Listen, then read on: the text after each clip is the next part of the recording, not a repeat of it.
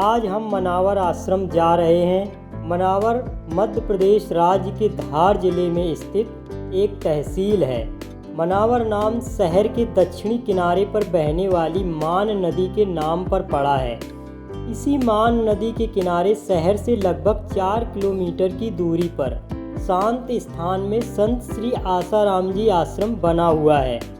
आश्रम से 1.5 किलोमीटर की दूरी पर देवला गांव बसा हुआ है। आश्रम से बस स्टैंड की दूरी महज 2 किलोमीटर है। आश्रम आने जाने के लिए साधन सुलभ हैं। आश्रम के आसपास केले और कपास की खेती होती है। मान व बेड़ी 2 नदियों और खेतों के बीच स्थित इस आश्रम का बड़ा ही सुंदर नज़ारा है। आश्रम के प्रवेश द्वार के पास ही साधक निवास और सत साहित्य स्टॉल है।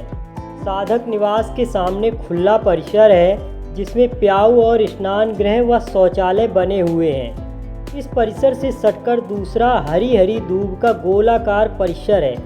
इस परिसर के बीचों बीच सुंदर बड़बात साय है।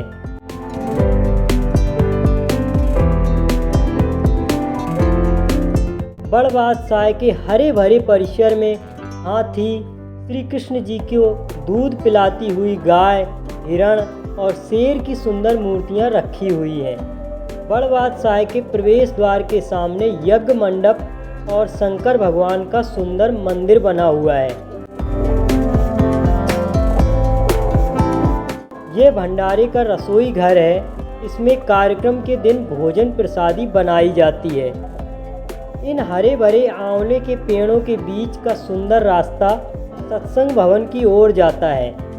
यह सत्संग भवन है। हर पूर्णिमा को सत्संग कार्यक्रम एवं अन्य सभी सामूहिक कार्यक्रम इस सत्संग भवन में हुआ करते हैं। सत्संग भवन के पीछे से यह रास्ता पूज्य गुरुदेव के निवास स्थल की ओर जाता है।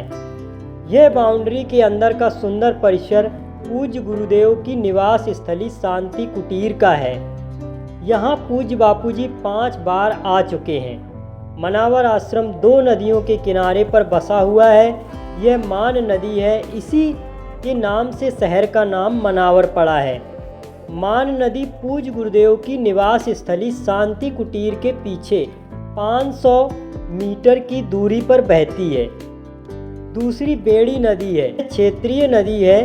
यह नदी आश्रम से सटकर ही बहती है। यह शांति कुटीर के पास का नज़ारा है। इस आश्रम में सत्संग भवन के पास छोटी सी गौशाला भी है। गायों की सेवा भी सुंदर ढंग से हो रही है।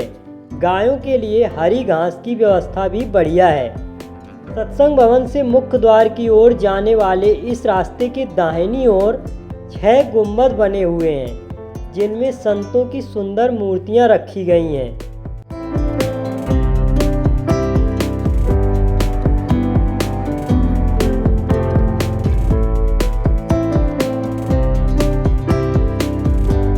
दो नदियों के किनारे के इस सुंदर स्थान पर जब प्रथम बार पूज्य बापूजी आए थे तो कुछ समय रुकने के बाद बोले, इस स्थान में बहुत ही शांति है। यहाँ से जाने का मन नहीं हो रहा है। इधर आश्रम बनाओ। इस स्थान के विषय में पूज्य गुरुदेव क्या क्या बोले और आश्रम के विषय में अन्य जानकारी के लिए हम मनावर आश्रम के वरिष्ठ साधक केशव काका जी से बात करते हैं जो हमारे पास ही हैं। सुनिए केशव काका जी क्या कुछ कहते हैं। 11 अप्रैल 1992 को बापू आए थे पहली बार। तब से प्रोग्राम करके सिंहस्थ उज्जैन में गए। सिंहस्थ उज्जैन जैसा मेला यहाँ पहले लगा था पहली बार। जैसे सिंहस्थ कुंभ ही लगा हुआ। इस हिसाब से प्रोग्राम हुआ, बहुत जोरदार हुआ।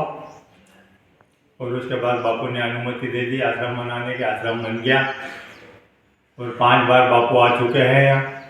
और बापू ने ध्यान लगा के देखा कि ये जगह बहुत तपस्थल है। यहाँ बहुत संतों की तपस्या पहले हुए ली है।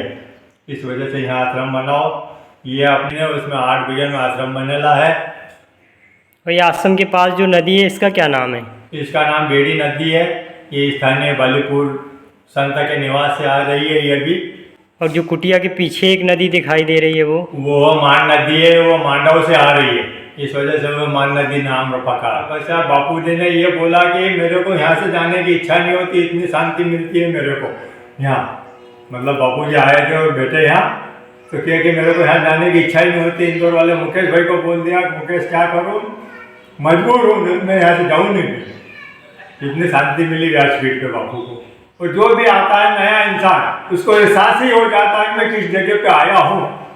कुछ आज ऐसा माइंड लेके आया, विक्षेप हो गया है, शांत होके जाता है यहाँ से। तो यह था आपका मनावर आश्रम। कभी समय निकालकर यहाँ के वातावरण का लाभ लीजिए और अगले वीडियो में एक और आश्रम का दर्शन करवाएंगे। यदि आप ऐसी वीडियो पसंद करते हैं तो अपने चैनल अच्युत ताय डिजिटल को सब्सक्राइब अवश्य कर लीजिए और हाँ, लाइक और कमेंट करना मत भूलिए।